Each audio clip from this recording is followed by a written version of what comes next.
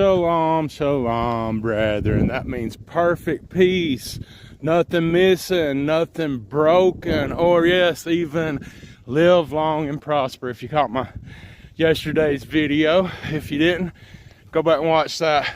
It's entitled Leonard Nimoy and Shalom and Star Trek, I think, something like that. It was yesterday's short walk video. But we out this morning, guys. We getting it.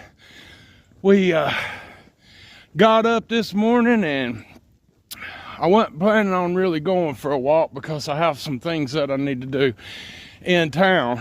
But your brother went in there doing his morning routine. I jumped up on them scales and they plumb freaked me out a little bit. He said, "Brother Rob, you're the one that tells us not to be paying attention to them numbers, not to let them discourage you." Well, I have to tell you, at first I was very discouraged because I was fully expecting to come on here this morning and tell you guys that I had lost that 10 pounds that I happened to gain a couple of weeks ago, because yesterday I was at 271 at this time. And I'd slowly been going back down into that 260s range that we've been shooting for. So I fully expected to come on here and say, all right, we lost them 10 pounds. But I hit the scales and it was 278. And at first I was getting a little discouraged, but then I started getting determined.